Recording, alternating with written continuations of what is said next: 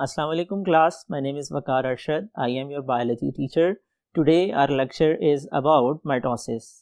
Last time हम mitosis को discuss कर रहे थे. फर्स्ट फेज प्रोफेज को हमने पढ़ा था. चलते हैं इसको मज़ीद कंटिन्यू करने के लिए व्हाइट बोर्ड की तरफ. जी स्टूडेंट्स, लास्ट टाइम हम प्रोफेज के बारे में पढ़ रहे थे और प्रोफेज के बारे में हमने पढ़ा ये सेल डिवीजन की माइटोसिस की फर्स्ट फेज़ है जिसको प्रोफेज कहा जाता है.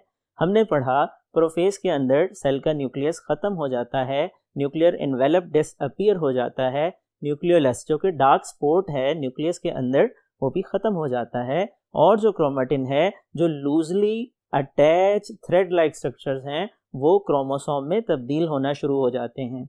सेंट्रियोल डुप्लीकेट करते हैं, 1 से 2 बन जाते हैं. सेंट्रियोल से बारीक बारीक धागा नुमा स्ट्रक्चर्स निकलते हैं और वो सेल के क्रोमोसोम्स को जो कि पहले क्रोमेटिन थे अरेंज करते हैं एक तरतीब के साथ.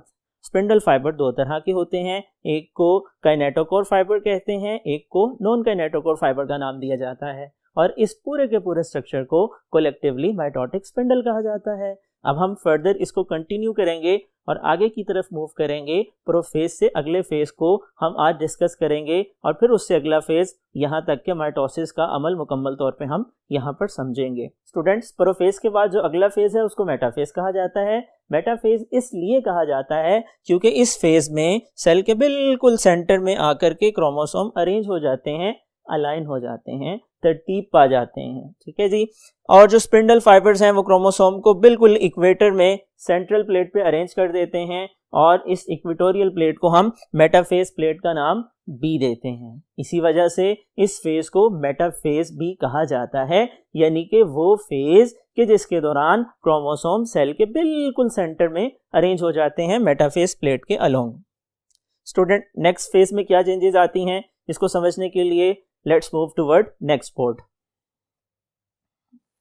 जी, अगला मरहला एनाफेज का है और एनाफेज के दौरान सेल के अंदर जो क्रोमोसोम बिल्कुल सेंटर में अरेंज थे वो ऑपोजिट पोल्स की तरफ मूव करना शुरू कर देते हैं और इसमें होता यह है कि दोनों तरफ के सेंट्रियोल कॉन्ट्रैक्ट करते हैं, शॉर्ट हो जाते हैं, सिकुड़ जाते हैं, जिसकी वजह से क्रोमोसोम सेंटर से बिल्कुल डिटैच हो जाते हैं, अलग हो जाते हैं और क्रोमोसोम के क्रोमेटिड एक दूसरे से अलग होने के बाद वो सिस्टर क्रोमोसोम्स कहलाते हैं.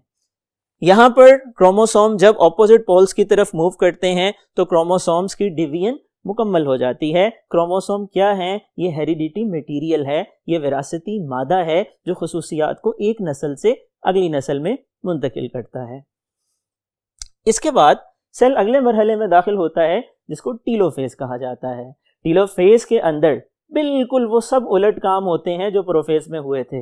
हमने पढ़ा प्रोफेज के अंदर न्यूक्लियस का न्यूक्लियर एनवेलप खत्म हो जाता है, न्यूक्लियस के न्यूक्लियर एनवेलप के साथ उसके अंदर जितनी चीजें हैं डिसइंटीग्रेट हो जाती हैं, स्प्रेड हो जाती हैं, फैल जाती हैं, क्रोमेटिन क्रोमोसोम में तब्दील हो जाते हैं, न्यूक्लियोलस खत्म हो जाता है, स्पिंडल फाइबर बन जाते हैं सेंट्रियोल के डुप्लीकेट होने के बाद. यहाँ पर जैसे ही सेल टीलोफेज में दाखिल होता है तो सब कुछ रिवर्स हो जाता है. दोबारा से न्यूक्लियर एनवेलप बन जाता है, दोबारा से न्यूक्लियोलस बन जाता है, दोबारा से क्रोमोसोम क्रोमेटिन में तब्दील हो जाते हैं और जो सेंट्रियोल डुप्लीकेट हुए थे वो ऑपोजिट पोल्स की तरफ मूव कर जाते हैं. इसलिए टीलोफेज को हम रिवर्स ऑफ प्रोफेज का नाम भी देते हैं.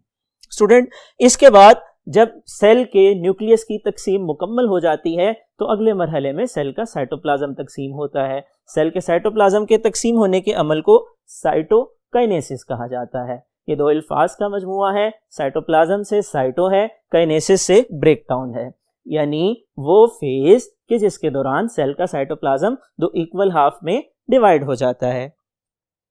साइटोकाइनेसिस को स्टडी किया जाए तो ये अमल पौधों में अलग तरीके से होता है, जानवरों के अंदर अलग तरीके से होता है. प्लांट सेल के अंदर साइटोकाइनेसिस क्या डिफरेंट है, एनिमल सेल्स के अंदर साइटोकाइनेसिस में क्या डिफरेंट है.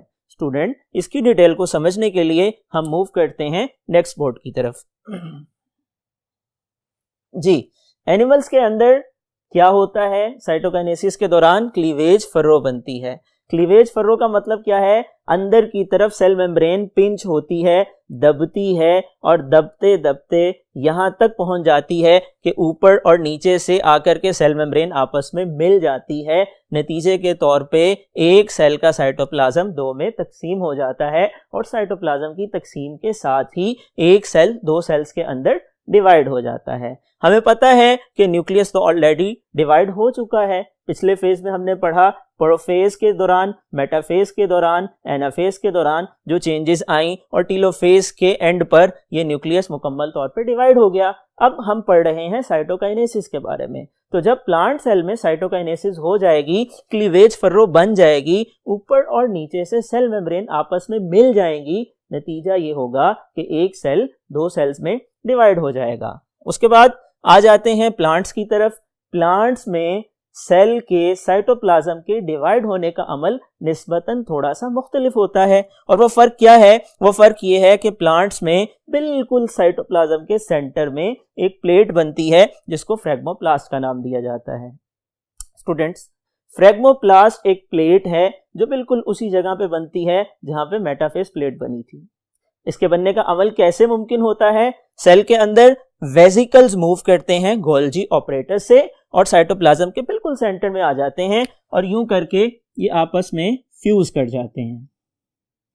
इस तरह से फ्यूज करते हैं कि ऊपर और नीचे से ये सेल मेम्ब्रेन और सेल वॉल को टच कर लेते हैं और दोनों तरफ की साइटोप्लाज्म डिवाइड हो जाता है।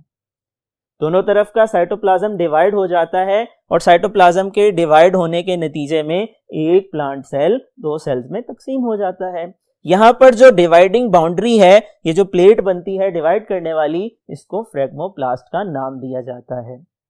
यह साइटोकाइनेसिस का अमल है कि जो पौधों के अंदर फ्रैग्मोप्लास्ट के जरिए मुमकिन हो पाता है और यहाँ पहुंचकर सेल की डिवीजन खत्म हो जाती है जिसको हम माइटोसिस का नाम देते हैं। स्टूडेंट, चलते हैं समराइज करने के लिए नेक्स्ट बोर्ड की तरफ।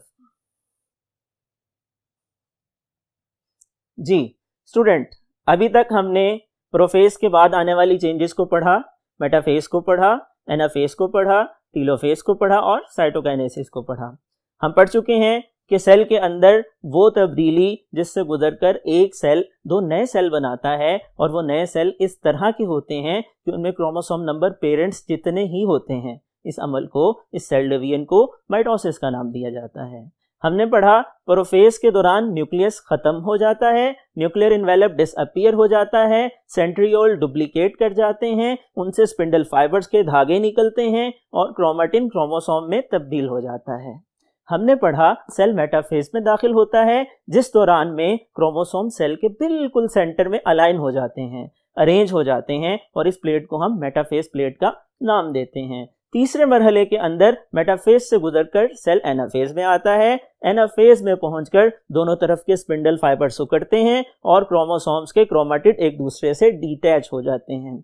चौथे मरहले के अंदर टीलोफेज में वो सब रिवर्स काम होते हैं जो प्रोफेज में हुए थे। प्रोफेज के मुकाबले में वो सारे उल्ट काम क्या होते हैं? न्यूक्लियस दोबारा से बन जाता है, न्यूक्लियर एनवेलप दोबारा से आ जाता है, न्यूक्लियोलस दोबारा अपीयर हो जाता है, क्रोमोसोम दोबारा क्रोमेटिन में तब्दील हो जाता है और उसके बाद न्यूक्लियस की तकसीम मुकम्मल हो जाती है।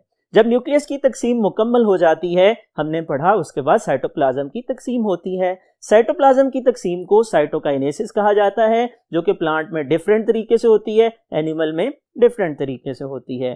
प्लांट्स का जिक्र किया हमने। प्लांट्स के अंदर सेल के साइटोप्लाज्म में गोल्जी वेसिकल्स आते हैं, सेंटर में अरेंज होते हैं, फ्यूज करते हैं, ऊपर और नीचे से आकर के मिल जाते हैं और सेल वॉल और सेल मेम्ब्रेन जब आपस में डिवाइड हो जाती हैं तो सेल की डिवीजन भी मुकम्मल हो जाती है। जबकि इसके बरक्स एनिमल सेल्स के अंदर क्या होता है? क्लीवेज फरो बनती है, सेल मेम्ब्रेन अंदर की तरफ पिंच करती है और ऊपर और नीचे से आकर के आपस में मिल जाती है और सेल की साइटोप्लाज्म की डिवीजन मुकम्मल हो जाती है। ये फर्क है साइटोकाइनेसिस का जो प्लांट सेल्स में और एनिमल सेल में मौजूद होता है। स्टूडेंट, ये था आज का टॉपिक। आई होप सो आपको समझ आ गई होगी। अगले लेक्चर तक के लिए इजाज़त दीजिए। अपने टीचर को अल्लाह हाफिज़।